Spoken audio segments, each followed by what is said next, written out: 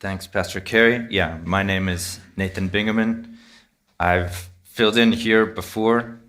There's faces I recognize, but lots of new faces today. And part of the pastoral ministry team at Freedom Village Church. But recently I've been sent down to the Nations International Church in Suwon. I'm their interim pastor right now. So lots of preaching and stuff going on there more than once a month. So that's exciting, and that's where I'll be. But every once in a while, I might show back up here and fill in for a sermon.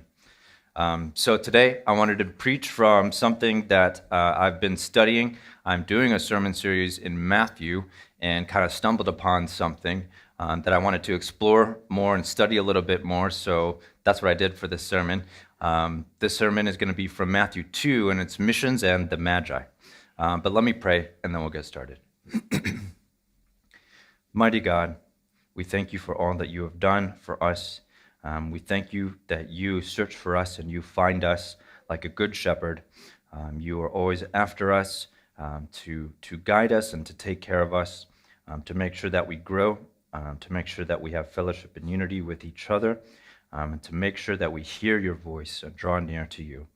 I pray that we would hear your voice through the scriptures, that we would see all that it is that you're revealing to us of what you are doing, and many of the things that you do through us. I pray that we would see where you are at work and we would join in.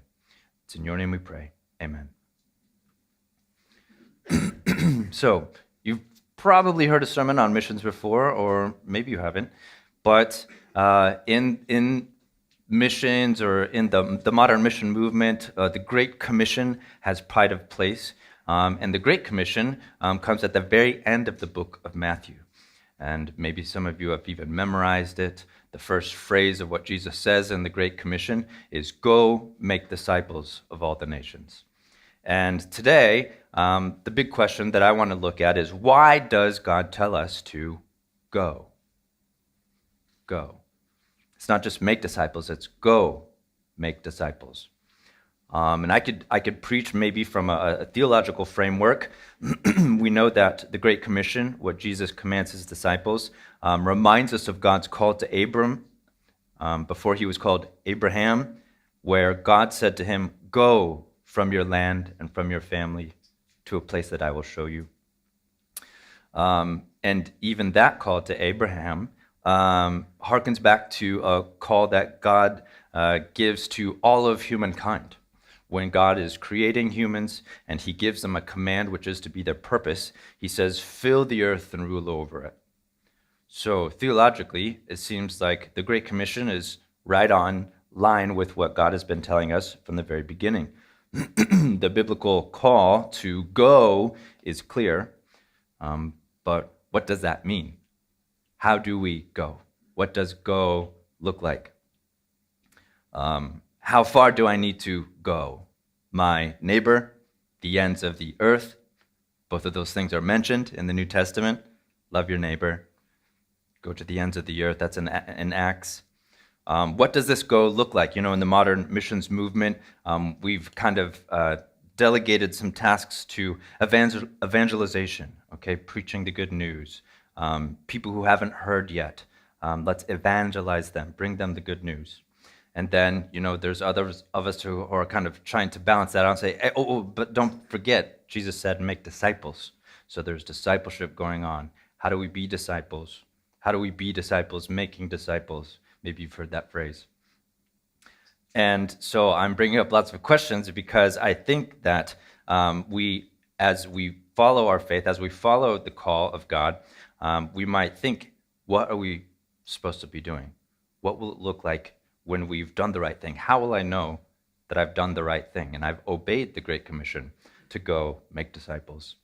I think the book of Matthew has one answer to that question. Okay, all the New Testament helps us answer that question, but in Matthew 2, we might find an answer to that question hidden in the story of the Magi. Now, I know Christmas season is over. Okay, it's been a couple of months.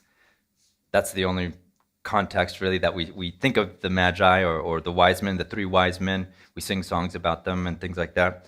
I like studying and learning about the Magi. They're a curiosity. They're only mentioned in the book of Matthew.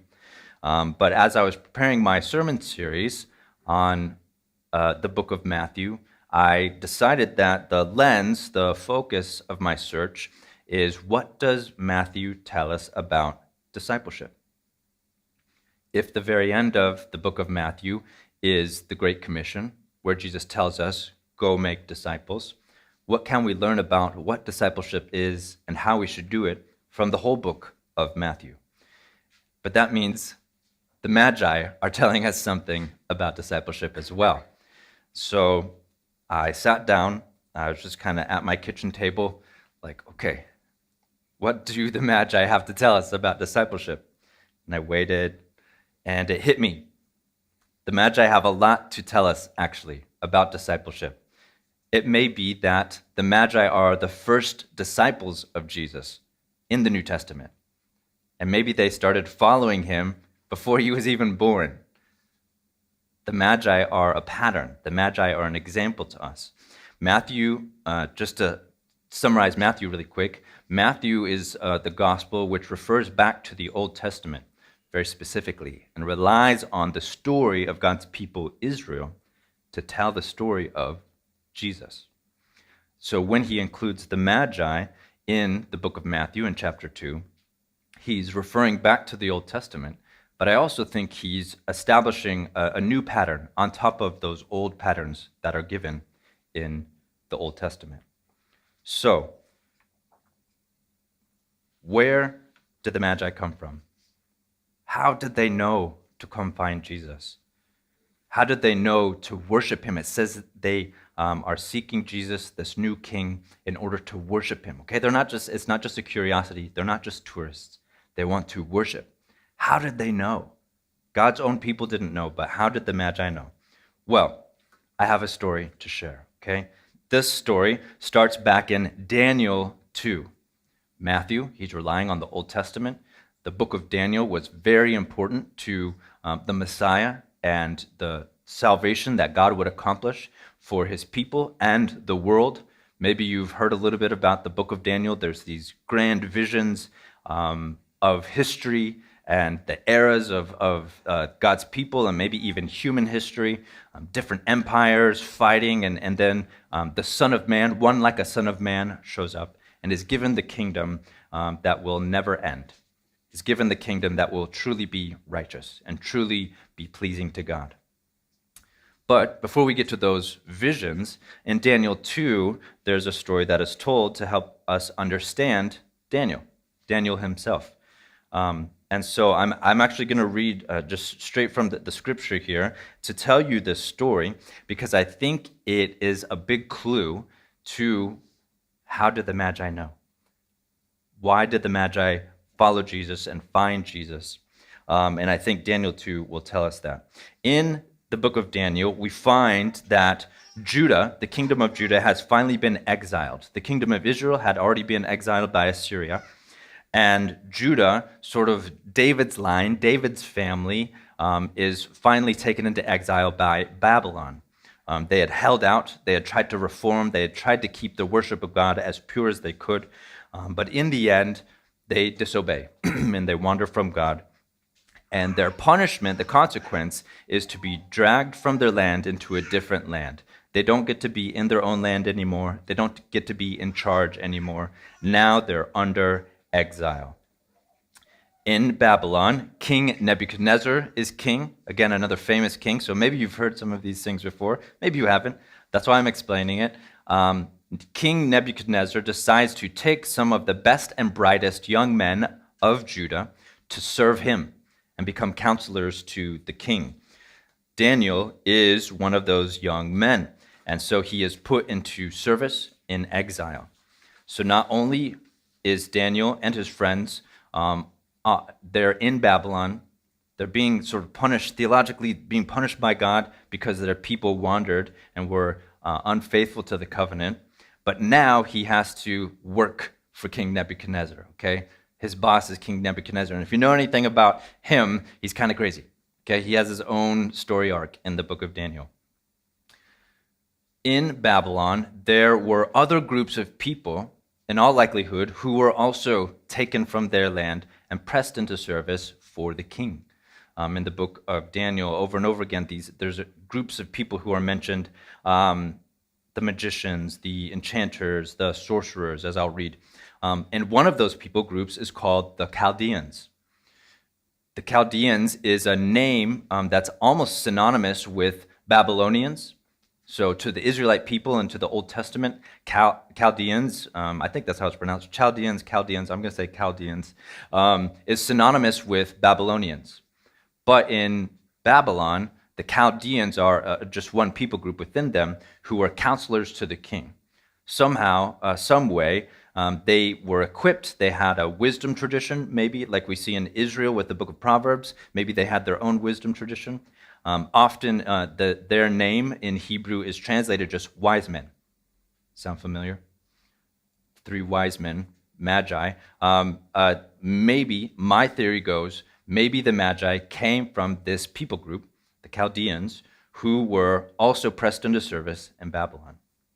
And they play a big role in the story that I'm about to read. Okay, so let me read it. Let me just get into it.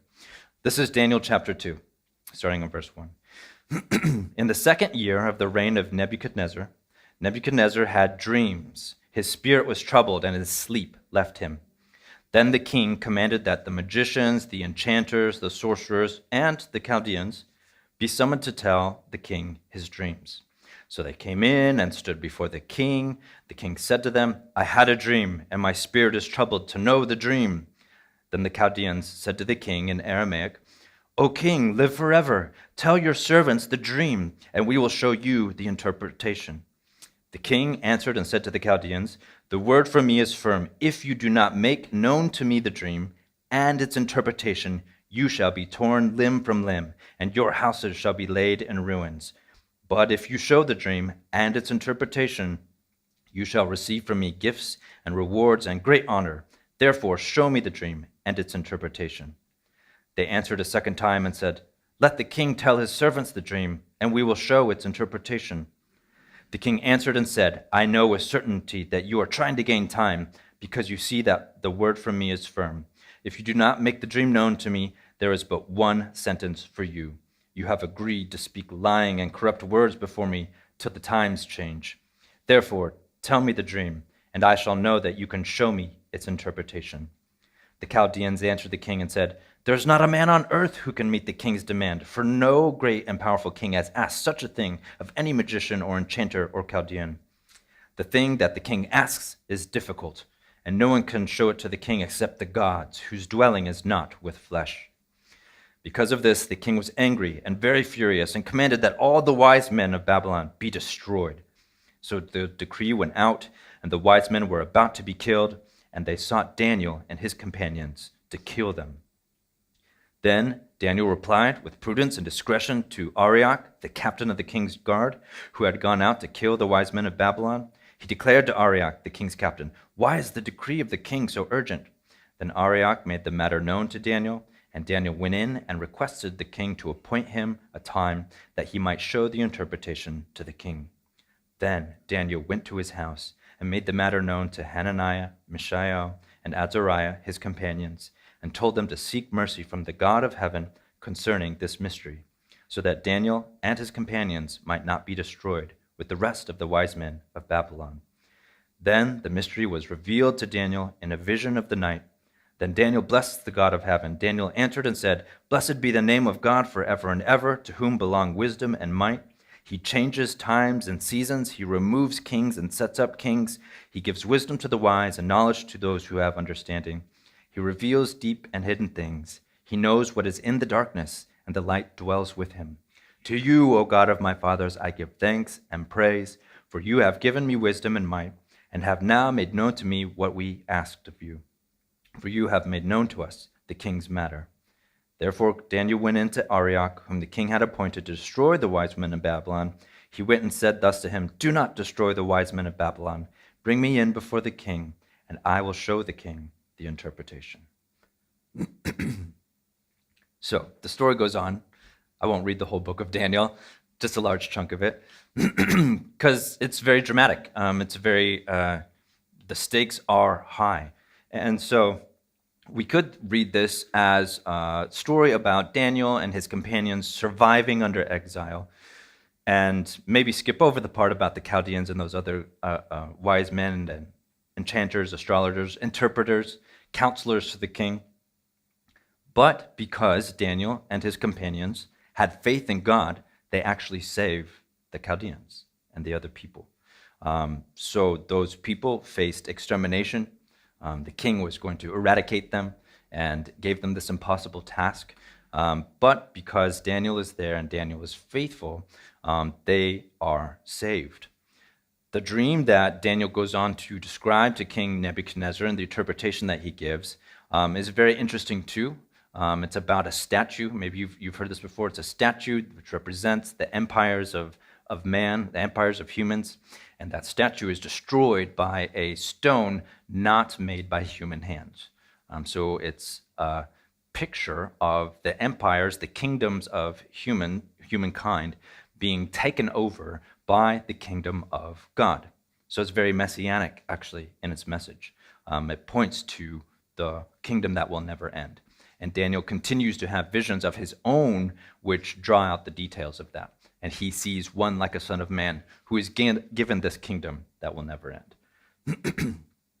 So Daniel intercedes not only for himself, not only for his companions, his friends from Judah, he intercedes for the whole class of wise men and counselors who were threatened by this decree and by this punishment from King Nebuchadnezzar. So I think there is a pattern here that we can look at. Daniel is taken into exile. He's dragged, involuntarily. He's punished. His people are punished as well and are taken from their land and no longer have sovereignty, no longer have authority.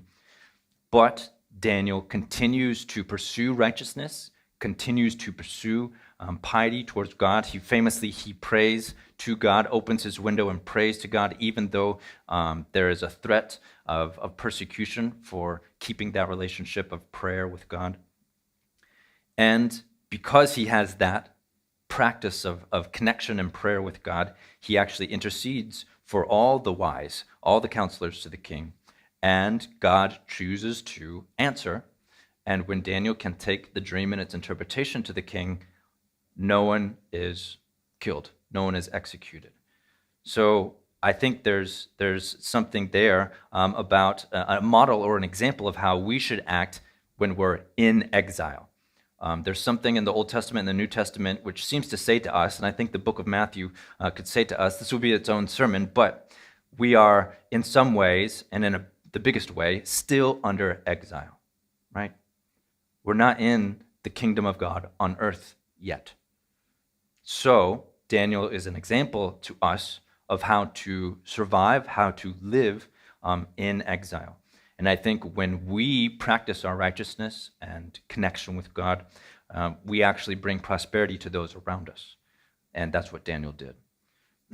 So let's skip to Matthew, skip ahead. It's not that far. I read from the ESV. If I turn maybe 20, 30 pages, I'm in Matthew 2. I go from Daniel 2 to Matthew 2, and we hear the story of the Magi. So let me read that story to you. Matthew 2, starting in verse 1. Now, after Jesus was born in Bethlehem of Judea, in the days of Herod the king, behold, wise men from the east came to Jerusalem, saying, Where is he who has been born King of the Jews? For we saw his star when it rose, and have come to worship him. When Herod the king heard this, he was troubled, and all Jerusalem with him. And assembling the chief priests and scribes of the people, he inquired of them where the Christ was to be born.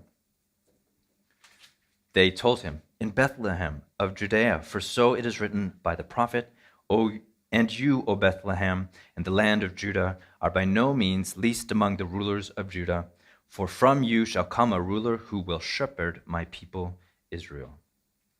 Then Herod summoned the wise men secretly and ascertained from them what time the star had appeared.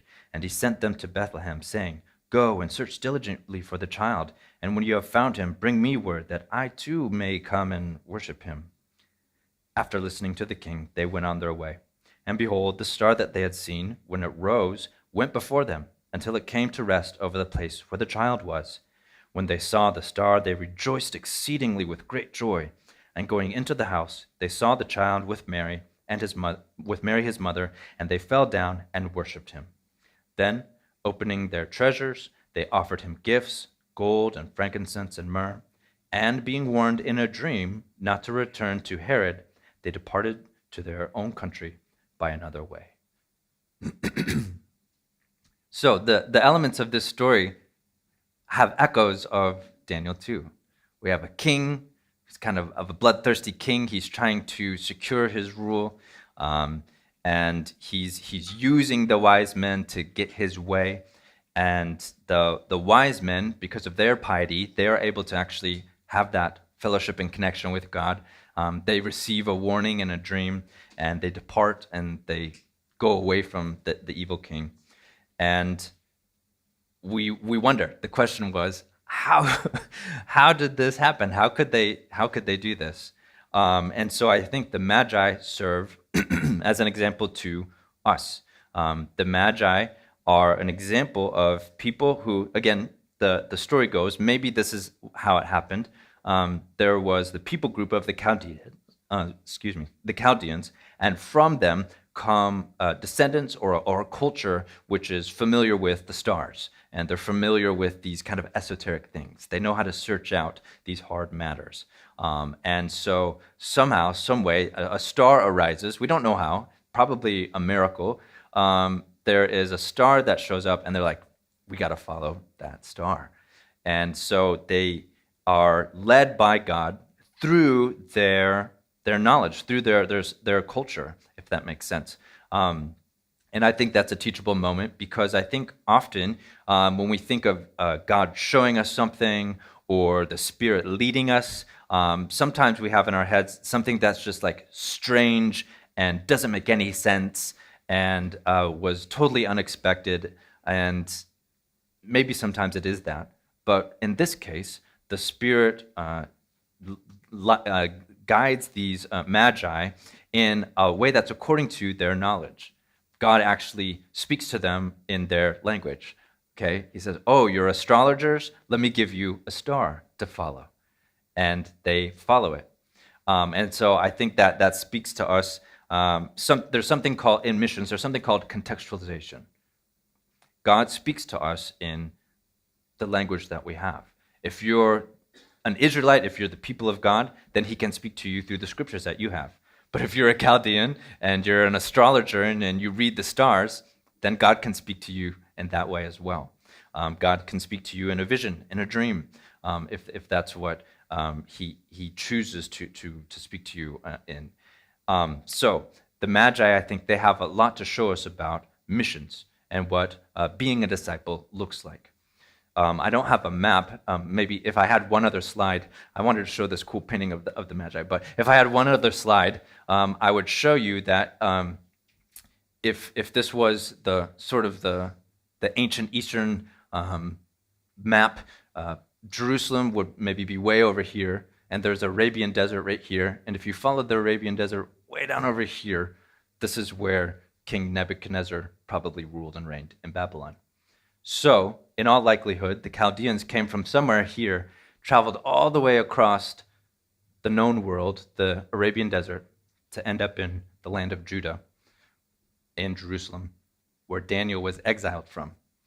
So, the Magi traveled basically the path that Israel traveled, or Judah traveled, in exile. God called them, and they came to the end of the earth in order to worship the new king, the new Messiah. And so I think the Magi are an example to us. They, before any disciples are made of Jesus, before even Jesus voluntarily obeys God and sacrifices his life, they voluntarily travel and traverse across the around the Arabian desert, across the map of the known world, to worship the Messiah, to worship the King. And we might say, because they travel the same path, they voluntarily exile themselves in order to follow where God is leading them. If you want to know what go means, this is one example. And really, this is the first example in the book of Matthew of what go means. So go make disciples. The Magi go, they follow. God is speaking to them in their language, and they, because of their devotion, because of their piety, they go and they worship the king. And because they do that, this puts all of Israel and all of Jerusalem on notice, right? Somehow, some way, these wise men, these Chaldeans, these Magi, they know where the true king is being born, and no one else did. The Israelites, King Herod, they have the scriptures, and they're able to determine where the Messiah is supposed to be born, but they're behind the times, right? They're behind the Magi, because the Magi kept their focus on God. And so I think when we ask this question of what does it mean to go, what does it mean to make disciples? Well, it might mean that you cross the entire map in order to worship the King. And you cross the entire map even if, the people who are supposed to be doing that aren't doing that. You listen to God and you follow. So just like Daniel was taken into exile against his will, we see the Magi voluntarily exiling themselves from their familiar land and going and worshiping Jesus the Messiah, going and testifying that there is a new king being born. And so I think we can take some of those patterns and those points and apply them to ourselves. When we think of discipleship, when we think of going, I think we need to voluntarily go into an exile. We voluntarily go into a land that is not our own. We voluntarily go into an unfamiliar place, and we testify and we show who God is out of the practice of our piety, out of our devotion, out of our connection to prayer and fellowship with God. And, excuse me, we see Jesus doing that in his life as well. I think the Magi set the stage for what Jesus is going to do in the big way, in a spiritual way. So, in the book of Matthew, we see Jesus testified to as God. God with us, actually. He will have the name Emmanuel, which means God with us. And he will save his people from their sins.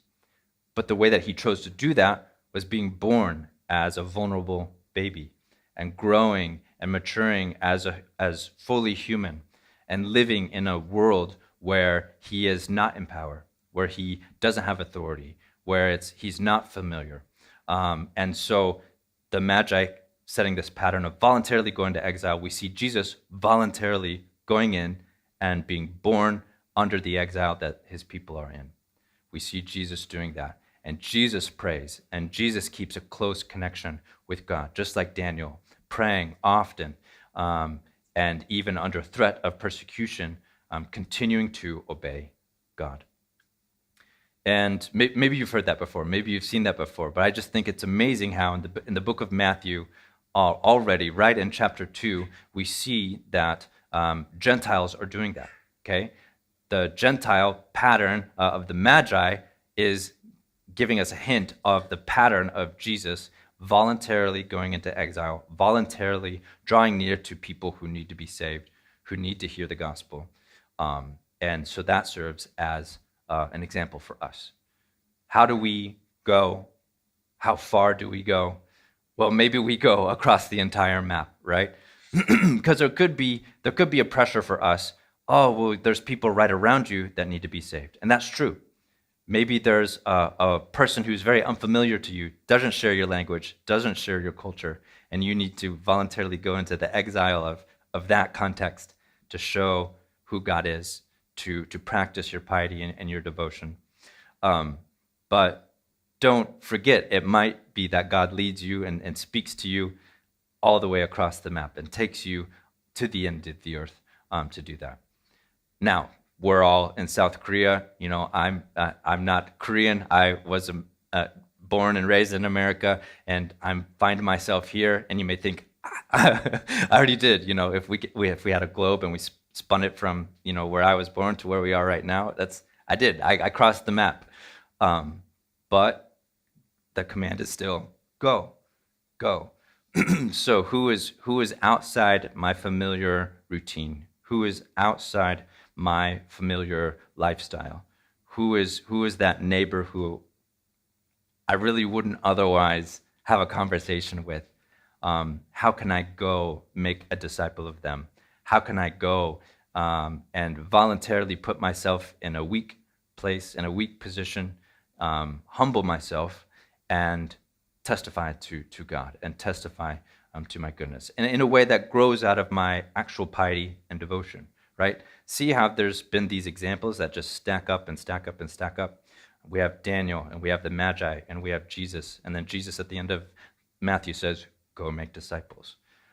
So when we want to answer this question, what is a disciple? How can I know that I've done the right thing to go and make disciples? We should look at the scriptures and kind of see what's being shown to us and then follow that pattern. And we have the privilege of doing that like Jesus did. Okay, Jesus was righteous. He was obedient. He wasn't punished by God and sent into exile. He voluntarily went into exile. He voluntarily went into a humble place, a place of weakness, in order to reach those and save those from their sins. So we can do the same thing. By the Spirit of God, we can humble ourselves, take up positions of weakness to reach those people that God is calling us to.